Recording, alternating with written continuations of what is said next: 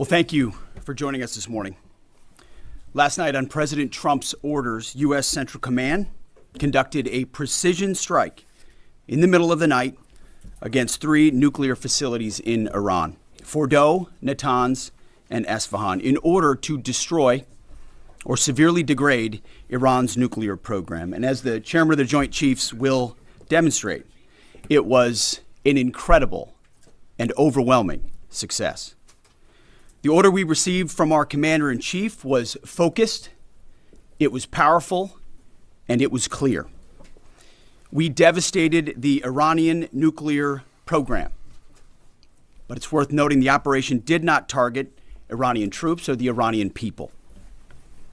For the entirety of his time in office, President Trump has consistently stated for over 10 years that Iran must not get a nuclear weapon. Full stop. Thanks to President Trump's bold and visionary leadership and his commitment to peace through strength, Iran's nuclear ambitions have been obliterated. Many presidents have dreamed of delivering the final blow to Iran's nuclear program, and none could until President Trump. The operation President Trump planned was bold and it was brilliant, showing the world that American deterrence is back. When this president speaks, the world should listen. And the U.S. military, we can back it up. The most powerful military the world has ever known. No other country on planet Earth could have conducted the operation that the chairman is going to outline this morning. Not even close.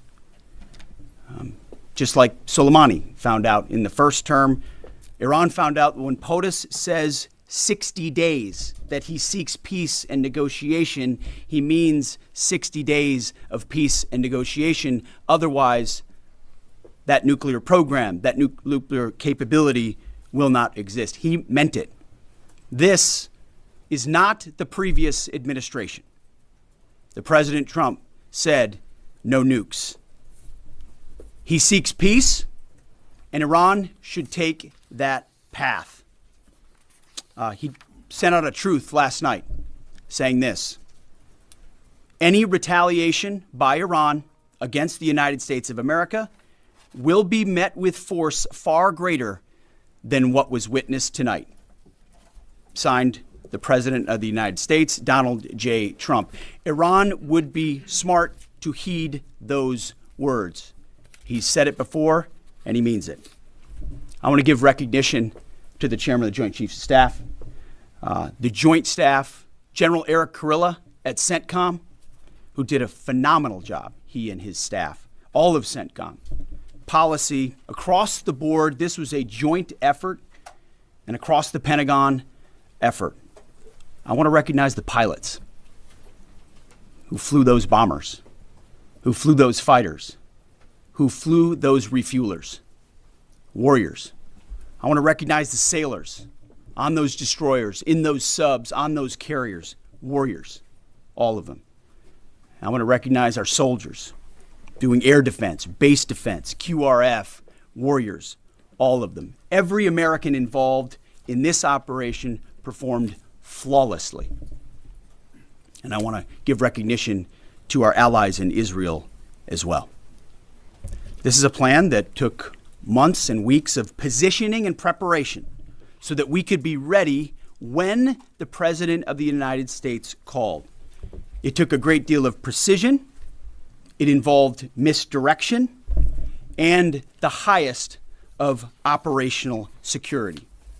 Our B-2s went in and out of downtown Tehran, of these nuclear sites, in and out and back without the world knowing at all. In that way, it was historic. A strike that included the longest B-2 Spirit bomber mission since 2001 and the first operational employment of the MOP, a massive ordnance penetrator. The mission demonstrated to the world the level of joint and allied integration that speak to the strength of our alliance and our joint forces. As President Trump has stated, the United States does not seek war, but let me be clear. We will act swiftly and decisively when our people our partners or our interests are threatened. Iran should listen to the President of the United States and know that he means it, every word. I want to give congratulations to our Commander-in-Chief. It was an honor to watch him lead last night and throughout, and to our great American warriors on this successful operation. God bless our troops. God bless America. And we give glory to God for his providence and continue to ask for his protection. I turn it over now to the chairman for specifics. Thank you, Mr. Secretary. Thanks for recognizing all of our folks out there doing our nation's work, and nice to see everybody on this early Sunday morning. Last night on the President's orders, U.S. Central Command, under the command of General Eric Kurilla, executed Operation Midnight Hammer, a deliberate and precise strike against 3 Iranian nuclear facilities. This was a complex and high-risk mission carried out with exceptional skill and discipline by our joint force. I want to thank every service member, planner, operator that made this mission possible. Their actions reflect the highest standards of the United States Armed Forces. This operation was designed to severely degrade Iran's nuclear weapons infrastructure. It was planned and executed across multiple domains and theaters with coordination that reflects our ability to project power globally with speed and precision at the time and place of our nation's choosing. This was a highly classified mission with very few people in Washington knowing the timing or nature of this plan. I'll refer you to the graphic on the side as I walk you through some of the operational details. At midnight Friday into Saturday morning, a large B-2 strike package comprised of bombers launched from the continental United States. As part of the plan to maintain tactical surprise, part of the package proceeded to the west and into the Pacific as a decoy, a deception effort known only to an extremely small number of planners and key leaders here in Washington and in Tampa. The main strike package, comprised of 7 B-2 Spirit bombers, each with 2 crew members, proceeded quietly to the east with minimal communications. Throughout the 18-hour flight into the target area, the aircraft completed multiple in-flight refuelings. Once over land, the B-2s linked up with escort and support aircraft in a complex, tightly timed maneuver requiring exact synchronization across multiple platforms in a narrow piece of airspace, all done with minimal communications. This type of integration is exactly what our joint force does better than anyone else in the world. At approximately 5 p.m. Eastern Standard Time last night, and just prior to the strike package entering Iran, a U.S. submarine in the Central Command area of responsibility launched more than 24 Tomahawk land attack cruise missiles against key surface infrastructure targets at Esfahan. As the Operation Midnight Hammer strike package entered Iranian airspace, the U.S. employed several deception tactics, including decoys, as the 4th and 5th generation aircraft pushed out in front of the strike package at high altitude and high speed, sweeping in front of the package for enemy fighters and surface-to-air missile threats. The strike package was supported by U.S. Strategic Command, U.S. Transportation Command, U.S. Cyber Command, U.S. Space Command, U.S. Space Force, and U.S. European Command. As the strike package approached Fordo and Natanz, the U.S. protection package employed high-speed suppression weapons to ensure safe passage of the strike package, with fighter assets employing preemptive suppressing fires against any potential Iranian surface-to-air threats. We are currently unaware of any shots fired at the U.S. strike package on the way in. At approximately 6:40 p.m. Eastern Standard Time, 2:10 a.m. Iran time, the lead B-2 dropped 2 GBU-57 massive ordnance penetrator weapons on the first of several aim points at Fordo. As the president stated last night, the remaining bombers then hit their targets as well, with a total of 14 MOPs dropped against 2 nuclear target areas. All 3 Iranian nuclear infrastructure targets were struck between 6:40 p.m. and 7:05 p.m. Eastern Time. Again, that's about 2:10 in the morning local time in Iran, with the Tomahawk missiles being the last to strike at Esfahan to ensure we retain the element of surprise throughout the operation. Following weapons release, the Midnight Hammer strike package exited Iranian airspace and the package began its return home. We are unaware of any shots fired at the package on the way out. Iran's fighters did not fly, and it appears that Iran's surface-to-air missile systems did not see us. Throughout the mission, we retained the element of surprise. In total, U.S. forces employed approximately 75 precision-guided weapons during this operation. This included, as the President stated last night, 14 30,000-pound GBU-57 massive ordnance penetrators, marking the first ever operational use of this weapon. I know that battle damage is of great interest. Final battle damage will take some time, but initial battle damage assessments indicate that all 3 sites sustained extremely severe damage and destruction. More than 125 U.S. aircraft participated in this mission, including B-2 stealth bombers, multiple flights of 4th and 5th generation fighters, dozens and dozens of air refueling tankers, a guided missile submarine, and a full array of intelligence, surveillance, and reconnaissance aircraft, as well as hundreds of maintenance and operational professionals. As the Secretary said, this was the largest B-2 operational strike in U.S. history and the second longest B-2 mission ever flown, exceeded only by those in the days following 9/11. Well prior to the strike, General Kurilla elevated force protection measures across the region, especially in Iraq, Syria, and the Gulf. Our forces remain on high alert and are fully postured to respond to any Iranian retaliation or proxy attacks, which would be an incredibly poor choice. We will defend ourselves. The safety of our service members and civilians remains our highest priority.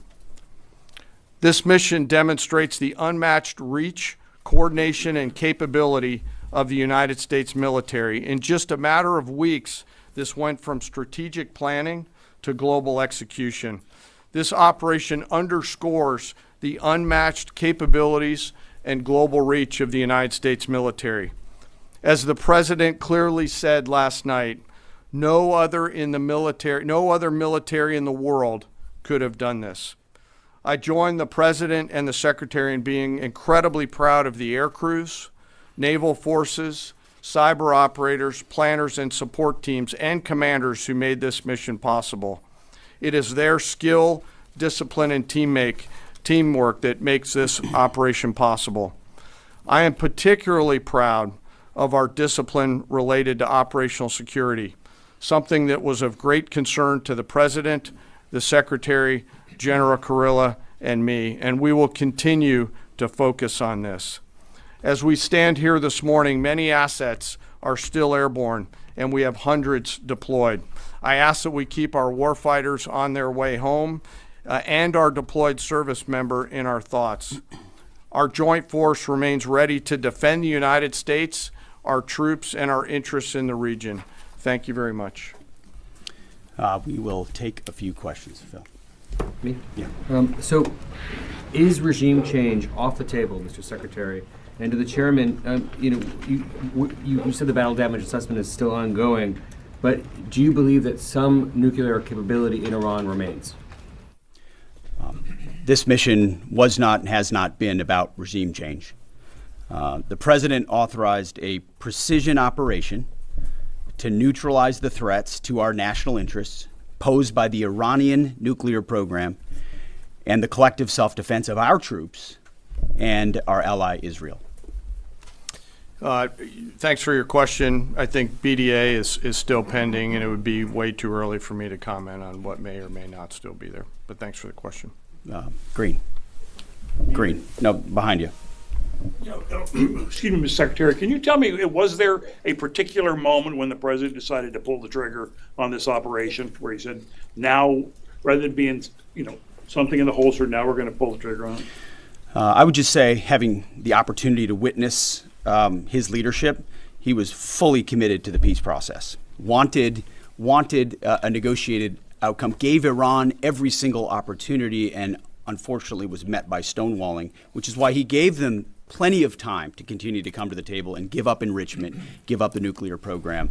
But there was I won't say the particular moment, there was certainly a moment in time where he realized that it had to be a certain action taken in order to minimize the threat to us and our troops.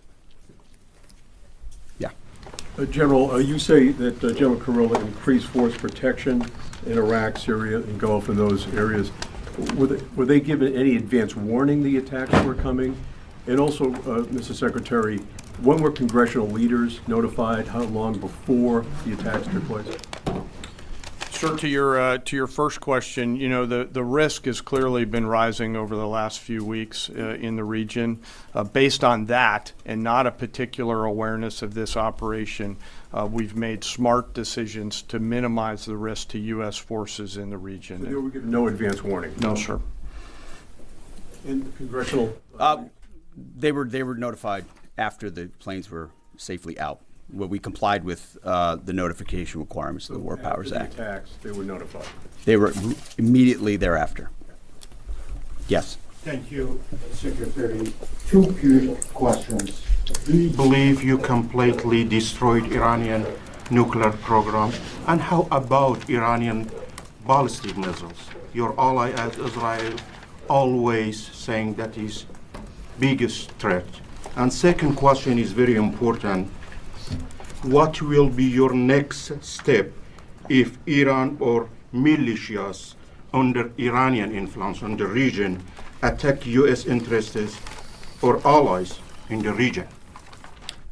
And you can chime in on this too, Mr. Chairman. The battle damage assessment is ongoing, but our initial assessment, as the chairman said, is that all of our precision munitions struck where we wanted them to strike and had the desired effect. Which means especially in Fordo, which was the primary target here, we believe we achieved destruction of capabilities there.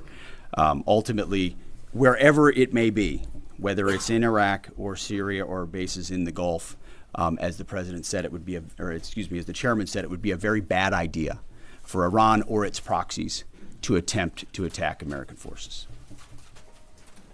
Yes. Thank you, Mr. Secretary. Regarding retaliations, Iran and North Korea are cooperating on nuclear and missile development. Do you think there is a possibility that Iran, North Korea, and the other forces, such as China, will join forces to retaliate against the United States? Well, unfortunately, because of the policies under the previous administration, we drove those countries together, and ultimately that creates a challenging environment. For this particular operation, the focus is on Iran and Iranian nuclear capabilities. That's our focus here, is to not just say that they can't have, but President Trump has said from over 20 years, frankly, Iran cannot have a nuclear weapon. And ultimately, he decided this is the moment, given their stonewalling, when direct military action had to be taken to prevent that from happening. Yes. Thank you very much. General Kane, I understand OPSEC, I respect OPSEC. Can you say at all what security procedures are being taken to protect U.S. troops in Iraq and elsewhere in the Middle East? And Secretary Hegseth, as a global war on terrorism veteran, what do you say to veterans who may be concerned the U.S. is getting into another open-ended war in the Middle East over weapons of mass destruction? Thanks, sir, for the question. I won't comment on what force protection measures are being taken in the region. What I will say is we're being proactive and not reactive, and being very thoughtful about ensuring that we do all that we can to protect our forces out there. And I would just say, as the president has directed and made clear, this is most certainly not open-ended. It doesn't mean it limits our ability to respond. We will respond if necessary. The most powerful military in the world is postured and prepared to defend our people. But what the president gave us, as I said, was a focused, powerful, and clear mission on the destruction of Iranian nuclear capabilities. Those were the targets. That's what was struck. That's what was overwhelming. That's what was overwhelming. That's what the Iranian regime needs to understand, as the president put out last night. He wants peace. There needs to be a negotiated settlement here. We ultimately demonstrated that Iran cannot have a nuclear capability. That is a very clear mission set on this operation. Yes, hold on. Yes, right there. Thank you, Mr. Secretary. Question for the Secretary and the Chairman. How was this strike coordinated with the Israelis on a strategic level, militarily, and on a tactical level? Was there any direct Israeli military participation in this operation? Well, I would say certainly Israel had an incredible military success, especially at the beginning and ongoing, in degrading Iranian capabilities, in degrading Iranian launchers, MRBMs. It's been incredible to watch what our ally Israel has been able to do. And there certainly have been conversations. I mean, General Kurilla at CENTCOM has worked closely in the defense of Israel for many years. And part of this operation was the defense of Israel and the ongoing defense of Israel. But as it pertains to this strike, this was U.S. operated and U.S. led. We took advantage of some of the preparatory work that's been done over the past week and a half in terms of axis of approach. I won't get into the particulars, but as the Secretary said, it was a U.S. strike. We made sure we were not in the same piece of airspace and sky. Aside from that, that was the extent of it. We'll take a couple more. Yeah, right there. Question to the Secretary first. Are you concerned whatsoever now about the reaction from U.S. allies given the strike, particularly those in the Gulf? And to the Chairman, if I may, I understand you don't want to speak to specific assets and force protection measures, but do you anticipate at least having to bring in any further assets from other theaters to aid in force protection over the coming days? We certainly understand the challenges of allies in the region, and we have been respectful and in working in collaboration with them as it pertains to basing and sensitivities there. Ultimately, they've got a lot of assets and people in those locations also where American troops are co-located. So that's a consideration of ours. We've been in close consultation with them, and we appreciate the support that we have got. Thanks for the question on sort of the global picture. And as you know, that's one of my jobs, is to look globally at the entire range of challenges. We are always carefully considering our force posture around the world and then offering options to the Secretary and to the President. I won't comment on any future things, but the American people should know that we carefully consider those moves around the world and try to modulate as needed our force structure in the region. Absolutely. Yeah, right here. Thank you. What communications are being sent to the Iranians right now, and is there any possibility of diplomacy now or in the coming days? I can only confirm that there are both public and private messages being directly delivered to the Iranians in multiple channels, giving them every opportunity to come to the table. They understand precisely what the American position is, precisely what steps they can take to allow for peace, and we hope they do so. Yes. The president may not want an open-ended conflict. The Iranians may disagree. Are you prepared for a protracted war? Well, anything can happen in conflict. We acknowledge that. But the scope of this was intentionally limited. That's the message that we're sending. With the capabilities of the American military nearly unlimited. So Iran, in that sense, has a choice. But we've made it very clear to them, this is nuclear sites, this is nuclear capabilities, this is the line that the president set, and we set that back. Now is the time to come forward for peace. But I think one of the takeaways from this as well is the unprecedented level of ongoing cooperation. I can't speak highly enough of the chairman and his staff and General Kurilla in CENTCOM, what they've done to look around the corner, to pre-position, to understand how an operation like this comes together. The scope and scale of what occurred last night would take the breath away of almost any American if you had an opportunity to watch it in real time. And I think Tehran is certainly calculating the reality that planes flew from the middle of America in Missouri overnight, completely undetected over 3 of their most highly sensitive sites, and we were able to destroy nuclear capabilities. And our boys in those bombers are on their way home right now. We believe that'll have a clear psychological impact on how they view the future, and we certainly hope they take the path of negotiated peace. But I could not be more proud of how this building operated, of the precision, the sensitivity, and the professionalism of the troops involved in this effort. I will take one more. We'll take one more question. Yes, right there.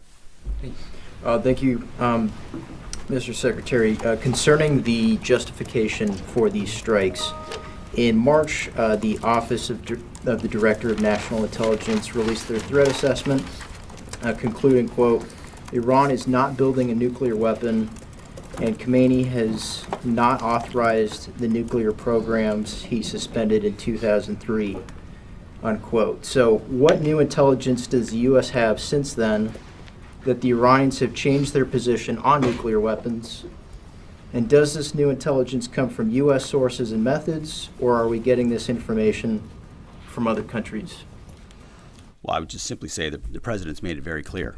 He's looked at all of this, all of the intelligence, all of the information, and come to the conclusion that the Iranian nuclear program is a threat, and was willing to take this precision operation to neutralize that threat in order to advance American national interests, reduce the Iranian nuclear program, and obviously collective self-defense of ourselves and our allies. So he looked at all of it, understood the nature of the threat, and took bold action I think the American people would expect in a commander-in-chief.